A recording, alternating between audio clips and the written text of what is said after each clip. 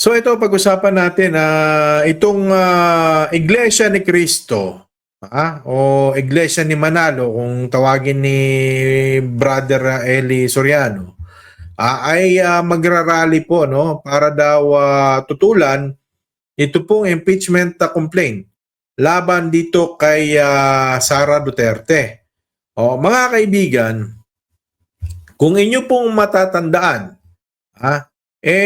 palagi pong sinisigaw nito mga supporters ni Duterte o ng mga kanyang mga kahanay na meron daw pong separation of church and state kapag ang simbahang Katolika ay kumikilos po laban sa kanilang kandidato.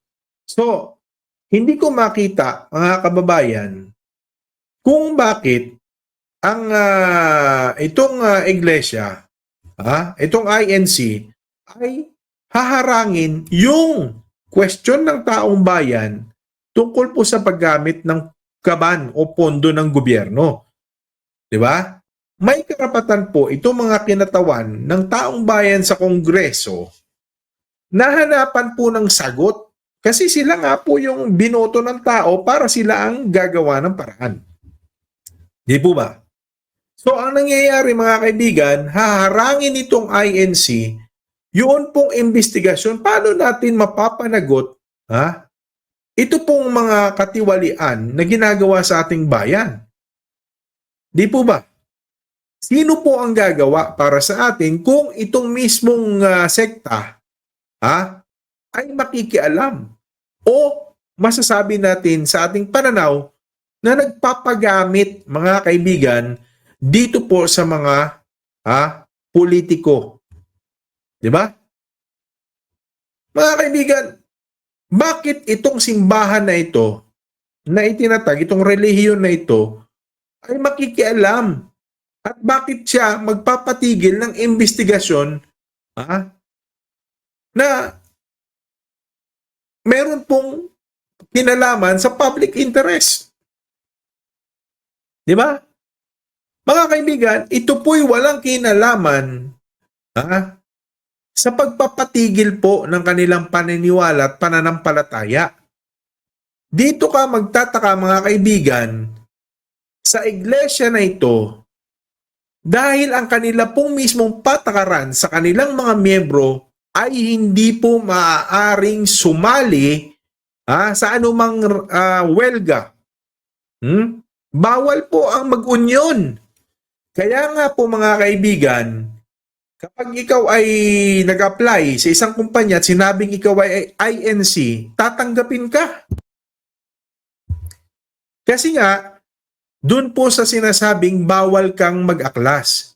Bawal kang magrebelde. Kung ikaw magpuprotesta, pagre-rebelde yan. Binagbabawal yan ng INC. Pero bakit ito? Ito ay normal na proseso ng ating gobyerno. 'Di ba? Bakit ito ay pakikialaman ng isang sekta na suppose dapat nagsusulong po, 'di ba? Ng kung ano ang tama na ginagawa ng ating mga pambansang halal ng bayan. Naalala po ninyo na tayo po ay tumutol mga kaibigan noong eleksyon. Sinuportahan ito ng INC.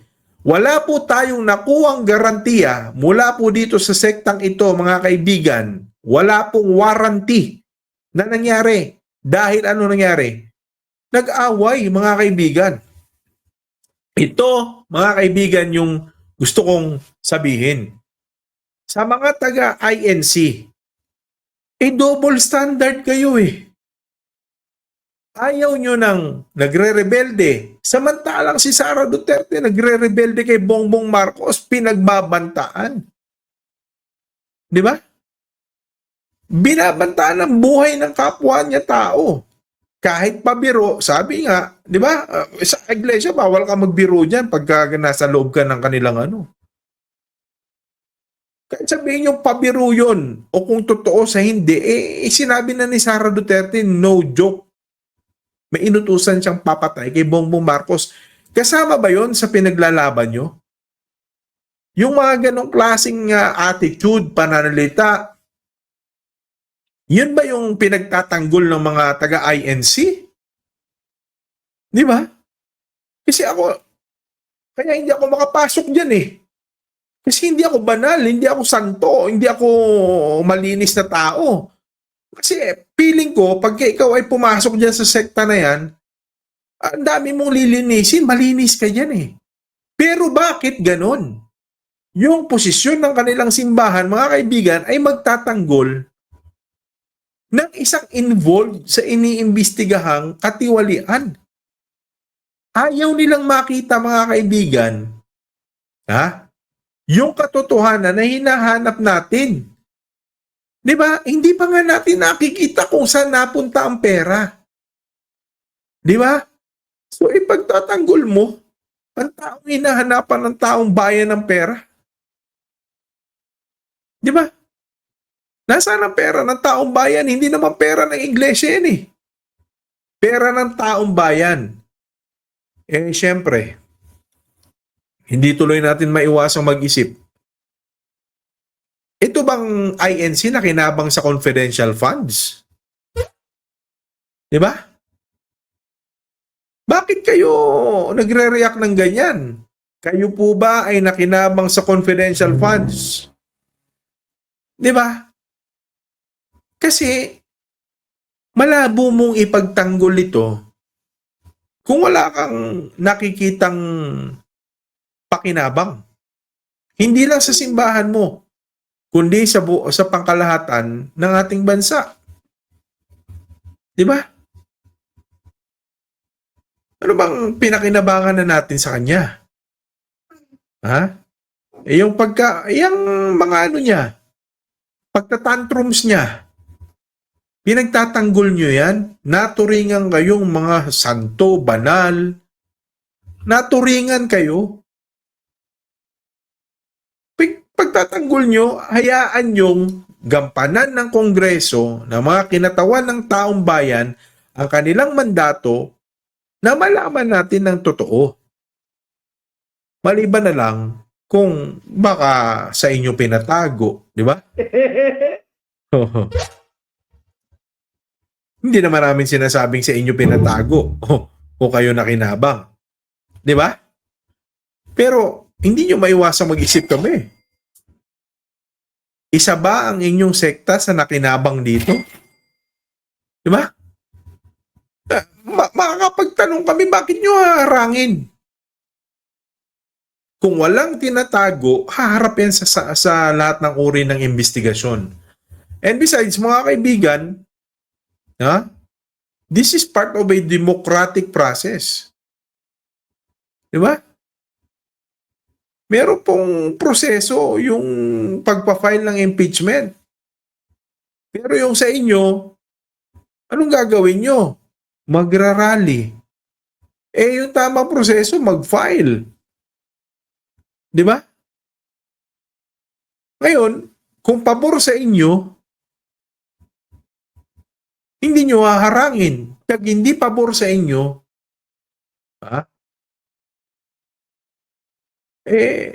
haharangin nyo. So, nasan yung moral ascendancy ninyo bilang isang relihiyon na magpalaganap ng banal, ng kabanalan sa mga Pilipino? Nasaan? Paano kayo nasabing mga banal? Paano nyo nasabing kayo lang ang maliligtas? Kung dito pa lang sa punto't yugtong ito, nakikita na natin ang kulay nyo. Di ba? Nakikita na natin. Double standard eh. Double standard, mga kaibigan. Pagdating dun sa mga politikong hindi pabor sa kanila o hindi nila gusto, talagang papaimbestigahan yan. Pero kapag ang politiko ay kumakain sa kanilang palad, o pinatutuka sila sa palad ng politiko, parang sunod-sunuran sila doon. Hindi namin maiwasang mag-isip. Di ba?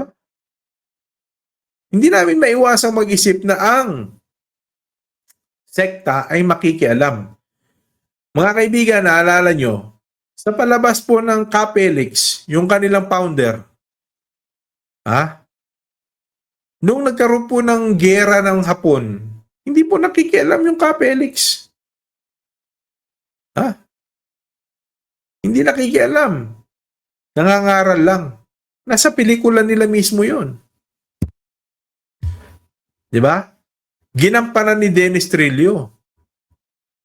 Pero ngayon, kung makikita niya yung kanyang iniwanang sekta, nakikialam na sa politika. Di ba? Nakikialam na sa politika. Kung ikaw, iglesia ka, napapanood mo to, ito ba ang ginugusto? Ito ba ang bilin ng inyong pinuno? Di ba? Kasi, hindi ito yung gusto ng pinuno nyo eh. Ayaw nga mag-rally. Ayaw nga magrebelde. Lalo na, ayaw niya magtanggol ng kamalian. Di ba? Pero anong ginagawa ninyo? Di ba?